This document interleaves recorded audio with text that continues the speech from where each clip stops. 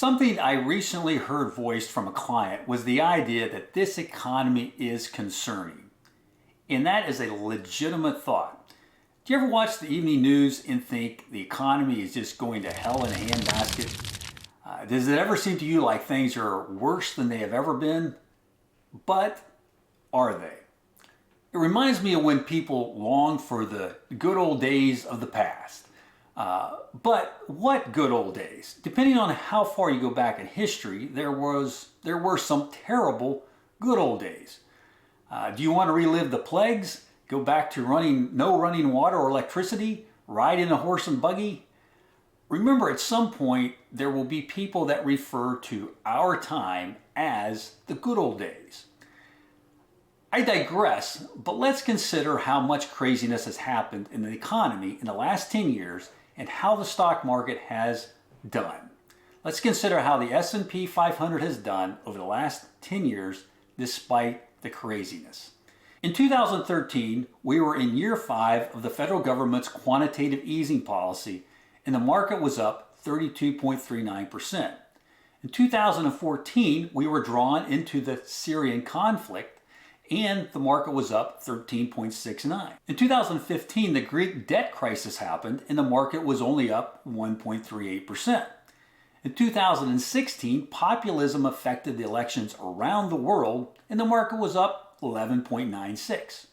In 2017, hurricanes put a licking on the Caribbean and the United States, and the market was up 21.83.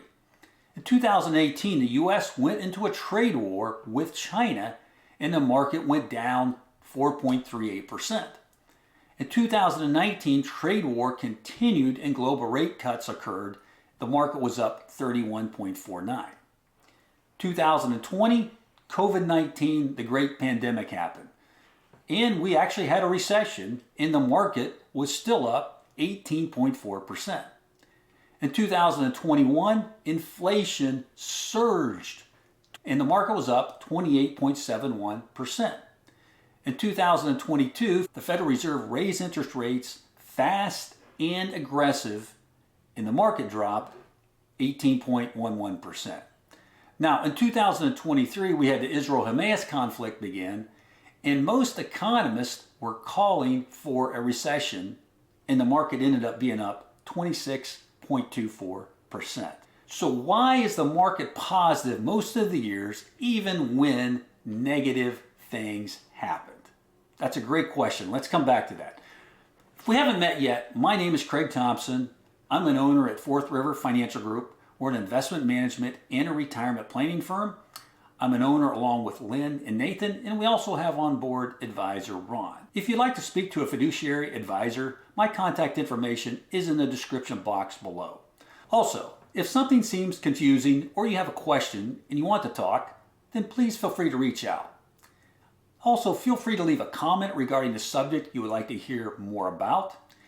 And if you're getting close to retirement and thinking about retirement more, there is a "How much do I need to retire" quiz below. You can fill that out if you would like, and I'll give you a complimentary evaluation of where you stand with your retirement. So why is the market positive most of the years, even when negative things happen? The stock market actually climbs a wall of worry. The phrase climbing a wall of worry refers to the phenomenon where the stock market continues to rise despite prevailing concerns or uncertainties among investors. Here are 3 reasons why the stock market can climb a wall of worry. 1, its forward-looking nature. The stock market is forward-looking, meaning it often reflects investors' expectations about the future economic conditions rather than current circumstances. Even during periods of uncertainty or concern, investors may focus on potential growth opportunities, technological advancements, or favorable policy changes that could drive corporate earnings and economic expansion in the long term. Number 2, market resilience. Historically, the stock market has demonstrated resilience in the face of various challenges, including geopolitical tensions, economic downturns, and global crisis.